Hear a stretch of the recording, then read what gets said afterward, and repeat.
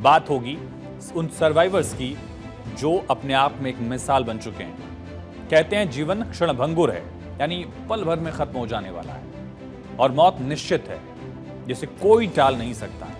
लेकिन इस जीवन और मौत के बीच एक और चीज है जो अपने आप में किसी पहेली से कम नहीं है, और वो है ईश्वरीय चमत्कार, भगवान का चमत्कार। 12 जून की दोपहर में हादसे में अहमदाबाद में एयर इंडिया का विमान 1 मिनट के अंदर मलबे में तब्दील हो गया। लेकिन 242 लोगों को साथ लेकर उड़ा विमान 1 मिनट के अंदर जमीन पर आया। लेकिन इस हादसे में विमान के अंदर मौजूद 241 लोगों को अपनी जान गंवानी पड़ी। 242 लोग इस पर सवार थे, 241 लोगों की मौत हो गई।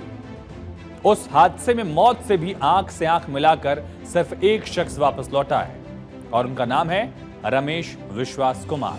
हादसे के वक्त विश्वास उसी विमान में थे, उनकी सीट थी 11A। बोर्डिंग पास भी सामने आया है। खुद रमेश दरअसल एम्बुलेंस तक पैदल चलकर पहुंचे अपने पैरों के सहारे। रमेश इस हादसे में अपने आप को कैसे बचा पाए, इसको समझने के लिए उनकी सीट और विमान की सिटिंग अरेंजमेंट को देखना होगा, समझना होगा। बोर्डिंग पास आपने देखा, अब आपको सिटिंग अरेंजमेंट बताते हैं।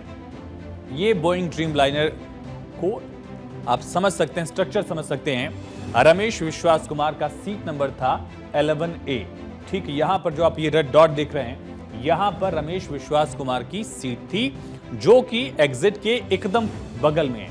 आप उसके ऊपर जो देख रहे हैं वो एग्जिट है, यानी कि अगर रमेश विश्वास कुमार यहां बैठे हैं, इधर सीटें हैं 2 सीट, फिर गैलरी है, लॉबी है, उसके पार 3 सीट है, तो ठीक रमेश की सीट के बगल में यहां जो है वो दरवाजा है, ये आप देख रहे हैं। और इसके ऊपर ये जो बिजनेस क्लास है, इकोनॉमी क्लास की सबसे पहली सीट जो है वो रमेश कुमार की थी। विंडो सीट थी, उनके ठीक सामने विमान से बाहर निकलने का दरवाजा था। ये जो एरो आप रेड वाला देख रहे हैं, ये गेट्स हैं, और उसके नीचे जो सीट ब्लिंक हो रही है, ए वाली सीट, इसी सीट पर रमेश विश्वास कुमार बैठे थे। जिस वक्त विमान तेजी से नीचे की तरफ गिर रहा था, उसी वक्त रमेश को बस चंद सेकंड का वक्त मिला होगा। उसी समय रमेश अपनी जान बचाने में कामयाब रहे।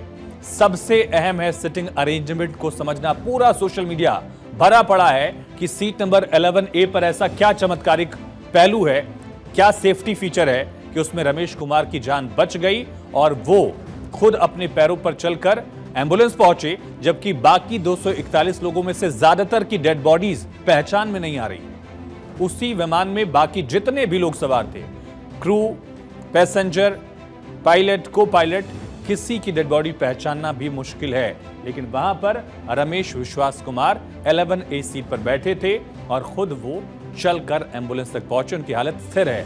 प्रधानमंत्री नरेंद्र मोदी ने भी उनसे बात की है और ये किसी चमत्कार से कम नहीं है। विमान 1 मिनट से भी कम वक्त तक हवा में रहा। वो एयरपोर्ट का फुटेज याद करिए, टेक ऑफ से लेकर क्रैश तक पूरा रिकॉर्ड हुआ उसमें, और वो पूरा फुटेज जो है 1 मिनट से भी कम का है। यानी विमान टेक ऑफ करता है तो उसके 30 से 40 सेकंड के अंदर रमेश अपनी जान बचाने में कामयाब रहे। हालांकि विमान के अंदर मौजूद बाकी 241 लोग रमेश की तरह तकदीर लिखवा कर नहीं आए। खुद रमेश के ही भाई जो हैं, खुद उनके भाई रमेश के, जो उनकी सीट के बगल में नहीं बैठे थे, किसी दूसरी रो में बैठे थे, वो भी इस विमान हादसे में अपनी जान गंवा बैठे। इस वक्त रमेश विश्वास कुमार अहमदाबाद के सिविल अस्पताल में भर्ती हैं। उनका इलाज चल रहा है, हालत स्थिर है, बात कर रहे हैं, ठीक है वो। और खुद प्रधानमंत्री नरेंद्र मोदी ने रमेश विश्वास कुमार से मुलाकात की। प्रधानमंत्री नरेंद्र मोदी ने रमेश से मुलाकात के दौरान कुछ वक्त तक उनसे बातचीत की, उनका हालचाल जाना है और घटनाक्रम को भी समझने की कोशिश की। जो रमेश ने देखा वो बताया उन्होंने। रमेश ने इस पूरे हादसे की आपबीती प्रधानमंत्री मोदी के सामने बयां की। इस मुलाकात के दौरान रमेश ने वहां के हालात और हादसे के बाद के मंजर की पूरी घटना देखी, जो उन्होंने उसको बयां किया। रमेश उस विमान के वो इकलौते यात्री हैं जो मौत से आंख मिलाकर वापस लौट पाए। रमेश के अलावा विमान के अंदर मौजूद कोई भी शख्स जिंदा नहीं बचा है। रमेश की किस्मत ने विमान के अंदर उनका साथ निभाया और सही सलामत वो लौट आए। उसी तरह किस्मत की धनी एक और महिला है, भूमि चौहान।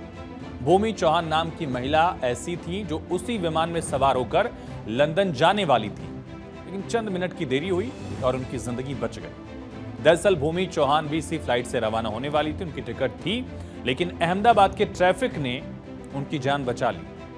आमतौर पर कोई ट्रैफिक में फंसता है तो ट्रैफिक को लेकर बुरा भला ही कहता है, लेकिन ट्रैफिक में फंसने की वजह से भूमि 10 मिनट की देरी से सरदार वल्लभ भाई एयरपोर्ट पहुंची और उसके बाद उन्हें अहमदाबाद लंदन की फ्लाइट में बोर्डिंग की इजाजत नहीं मिली। सोचिए अगर बोर्डिंग की परमिशन भी मिल गई होती तो भूमि उस फ्लाइट पर सवार होती, लेकिन भूमि चौहान ने बताया कि फ्लाइट के टेक ऑफ के लिए 1:10 का शेड्यूल था।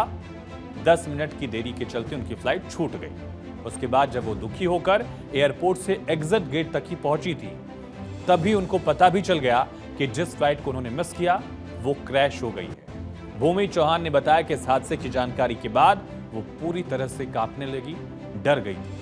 हादसे की जानकारी मिलने के बाद भूमि काफी देर तक वहीं सदमे में बैठी रही। मेरी फ़्लाइट का टाइम था 1:10 का, तो हमें पहुंचते थोड़ा 12:20 हो चुकी थी और 12:10 को एयर इंडिया वालों ने चेक इन और सब कुछ करना बंद कर दिया था। मैं वहाँ पे चेक इन के गेट पे पहुंचने के बाद मैंने उनसे रिक्वेस्ट भी किया कि अभी 10 मिनट ही थोड़ा लेट हुआ है, तो मुझे जाने दो, जो भी इमिग्रेशन और वो होगा मैं फटाफट से सब क्लियर कर दूंगी।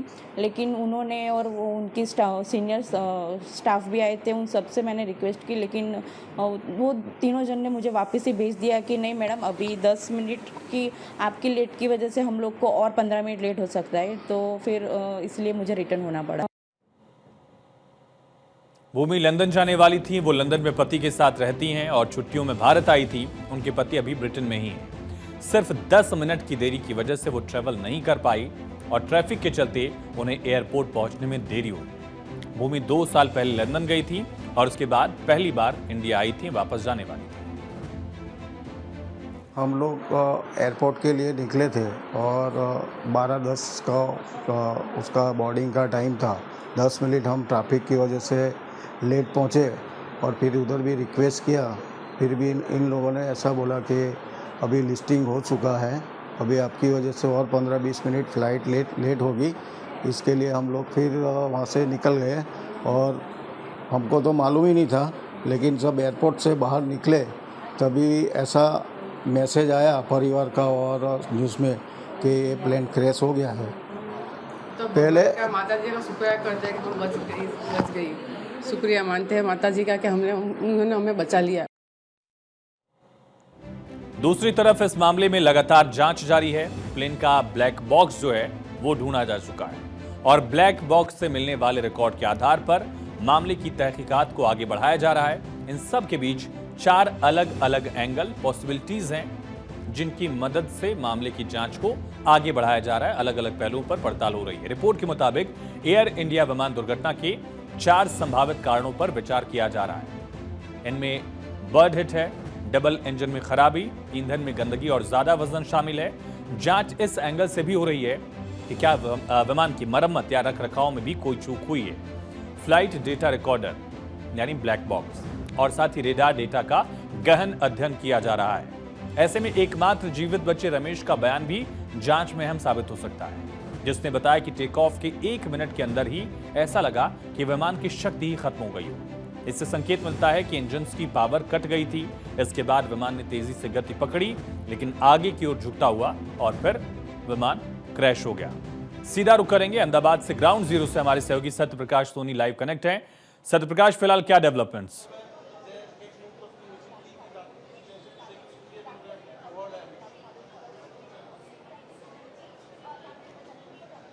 आपको आवाज मिल रही है मेरी?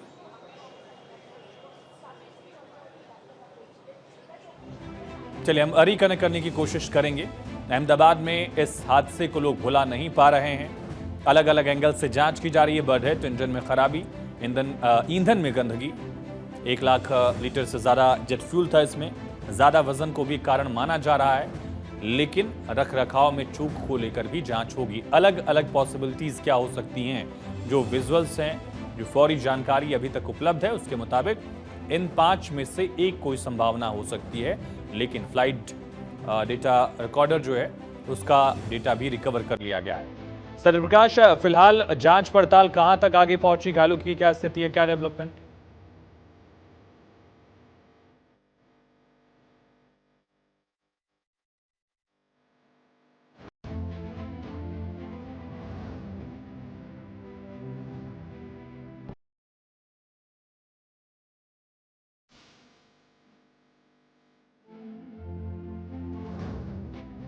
इस वक्त दो बातें हैं, एक तो जो घायल है उनका इलाज कैसा चल रहा है, दूसरी जो मृतक परिवार है जो अपनों की तलाश कर रहा है उन्हें उनका शव कैसे दिया जाएगा।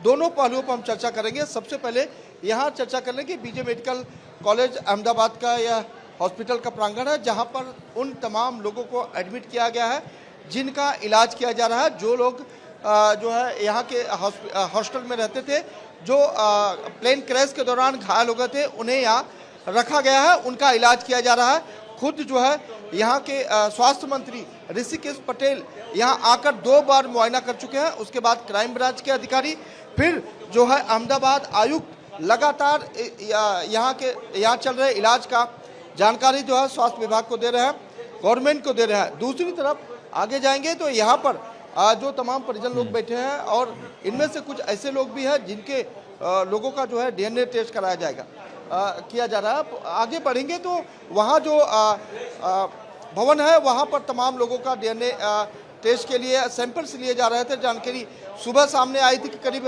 250 के आसपास जो है डीएनए सैंपल लिए जा चुके हैं, लेकिन करीब 4:30 बजे के आसपास ऐसा बताया गया कि 450 के आसपास डीएनए सैंपल लिए गए हैं जिनका टेस्टिंग किया जाएगा। एक परिवार से 3-3 लोगों का डीएनए सैंपल भी लिया जा रहा है कि क्योंकि जिस हालात में 100 के टुकड़े मिले हैं, कहीं हाथ मिला है तो कहीं पैर मिला है, कहीं 100 का जो है शरीर सर नहीं है, तो इस स्थिति में चूंकि डीएनए सैंपल मैच नहीं हो रहा, तो ऐसे में परिवार के 2 से 3 लोगों का भी सैंपल लिया गया है, इसीलिए आंकड़ा ज़्यादा हो गया है।